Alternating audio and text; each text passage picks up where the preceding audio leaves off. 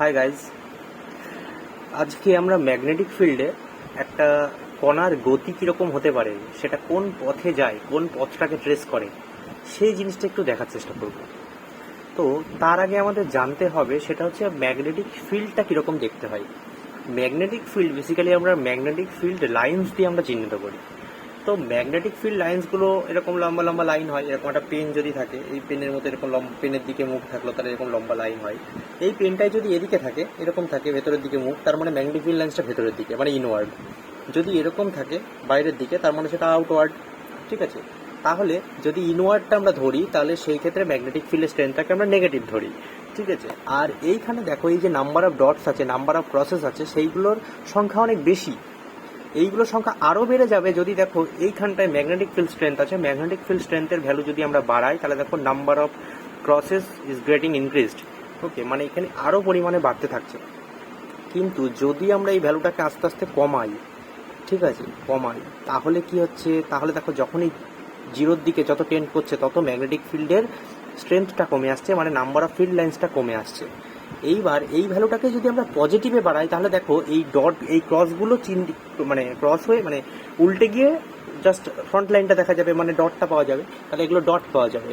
ঠিক, ডট পাওয়া গেল। এবার আমরা যত এই ভ্যালুটাকে বাড়াবো, তাহলে আমরা এখানে কি পেলাম, নাম্বার অফ ডটসটাকে ইনক্রিজ পেলাম, মানে নাম্বার অফ ফিল্ড লাইন আমার ইনক্রিজ হলো। আর ম্যাগনেটিক ফিল্ডটা এখানে কোন দিকে, ম্যাগনেটিক ফিল্ডটা এখানে হচ্ছে বাইরের দিকে, দেখে খুব স্পষ্টভাবেই বোঝা যাচ্ছে। তো এইবার যদি আমরা এটাকে লেফটের দিকে রাখি, দেখা গেল এরকম এরকম একটা ম্যাগনেটিক ফিল্ড আছে, যেখানে একটা পার্টিকুলার ম্যাগনেটিক ফিল্ড আছে। এবার যাই হোক, আমি একটু জিরো ধরে একটু আগে কাজটা করে নিই। যদি দেখো এরকম জিরো আছে, এই ম্যাগনেটিক ফিল্ডটাকে আমরা জিরো করে দিলাম। জিরো, সরি এখানে করা যাচ্ছে না, ম্যানুয়ালি করি। জিরো, ঠিক আছে। ম্যাগনেটিক ফিল্ড যদি জিরো হয়, তার মানে এখানে কোনো ম্যাগনেটিক ফিল্ড থাকবে না। যদি ম্যাগনেটিক ফিল্ড জিরো হয়, তাহলে এখানে কোনো ম্যাগনেটিক ফিল্ড থাকবে না। এইবার যদি আমরা এই পথে কোনো একটা কণাকে ছুড়ি, তাহলে সেখানে যদি কোনো ম্যাগনেটিক ফিল্ড না থাকে, তাহলে সে কোন পথে যাবে, দেখা যাক কোন পথে যাবে। তাহলে একটা ম্যাগনেটিক কণাকে এখানে ছুড়ি আমরা,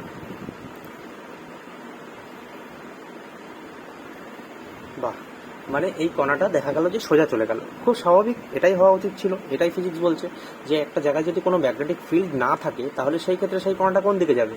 কারণ এই ম্যাগনেটিক ফিল্ডটা কোন পথে যাবে সেটা আমরা কিউ ভিভি সাইন থিটা দিয়ে নির্ণয় করি, magnetic force q into V cross B. তাহলে এখানে দেখা যাচ্ছে যে বিটাই তো শূন্য। তাহলে কোনো একটা পার্টিকুলার, মানে কোনো একটা কোয়ান্টিটিকে যদি আমরা জিরো দিয়ে গুণ করি, তাহলে তো ম্যাগনেটিক ফিল্ডটাও শূন্য হয়ে যায়, সব কিছুই ওখানে শূন্য হয়ে যায়, তাই না? তাহলে সেখানে এটা কোনো রকমভাবে বিক্ষিপ্ত হবে না, কোনো ফিল্ডই নেই। ফিল্ড নেই মানে বিক্ষিপ্ত হবে না, মানে কণাটা সরে চলে গেল, খুব স্বাভাবিক। এবার তোমরা যদি বলতে পারো যে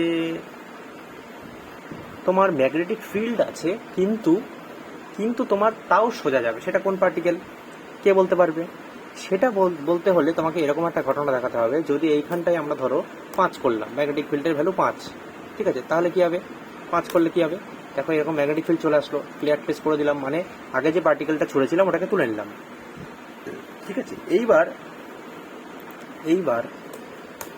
ঠিক আছে, ঠিক আছে, এইবার দেখো, এইবার যদি আমরা একটা কণাকে ছুড়ি,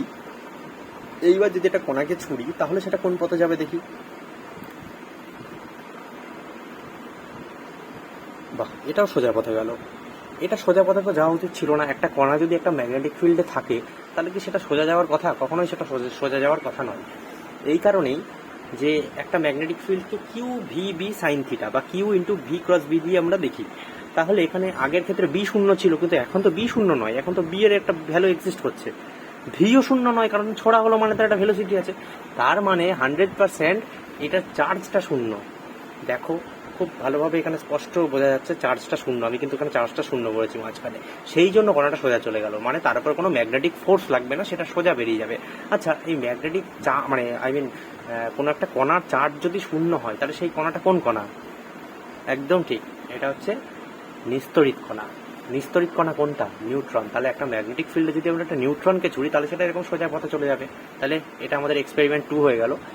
তো এইবার আরেকটা জিনিস দেখি। এইবার এখান থেকে যদি আরেকটা জিনিস আমরা দেখার চেষ্টা করি, সেটা হচ্ছে দেখা গেল এর একটা চার্জও আছে, চার্জ দেখা গেল 5, ঠিক আছে, 5 × 10⁻⁻⁵, ঠিক আছে।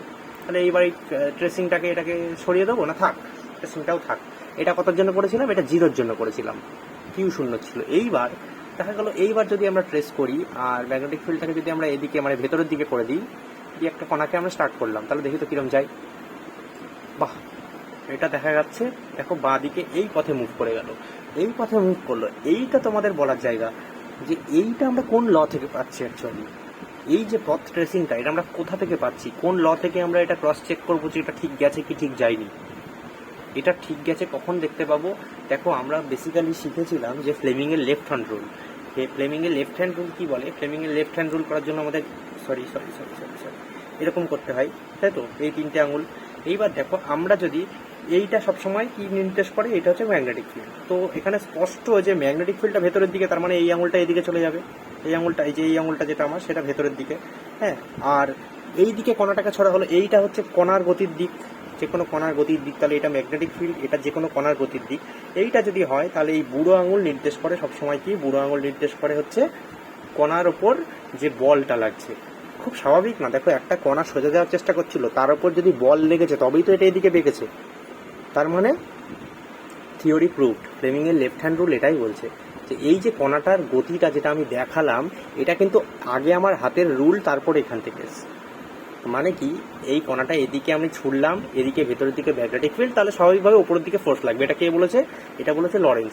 আমরা স্বাভাবিকভাবেই দেখলাম এদিকে ফোর্স লেগেছে, সেই জন্য এইদিকে চলে গেল।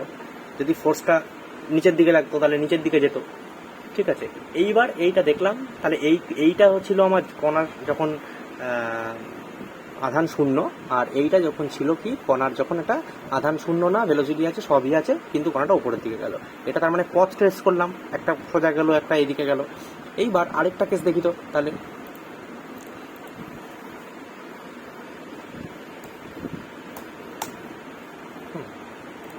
দেখো এইবার যদি আরেকটা কণাকে আমি ছুড়ি,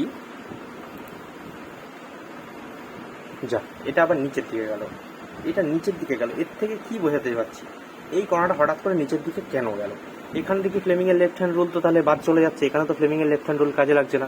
দেখো আমরা যদি এরকম করি, কণাটাকে আমরা এদিকেই ছুড়লাম, এদিকেই ম্যাগনেটিক ফিল্ড আছে, তাহলে এদিকে যাওয়ার কথা, কিন্তু এদিকে না গিয়ে উল্টো দিকে যাচ্ছে। তার মানে এর থেকে একটা জিনিসই প্রমাণিত হয়, কণাটা পজিটিভ কণা ছিল আগে, এখন এই কণাটার প্রকৃতিটা আলাদা, মানে কণাটা হচ্ছে নেগেটিভ কণা। হ্যাঁ, এটা প্রমাণ কি করে দেবো, এই দেখো এখানে আমি কিন্তু -5 ছিল, সেখানে 5 ছিল, সেখান থেকে -6 করেছি, আগে একটা মাইনাস লাগিয়েছি। তার মানে কণাটার এখন প্রকৃতিটা চেঞ্জ হয়ে গেছে, সেই জন্য উল্টো দিকে মুভ করলো। যাই হোক, আমি বোঝাতে পারলাম কিনা জানি না, বুঝলেও ভালো, না বুঝলেও ভালো। Thank you, by.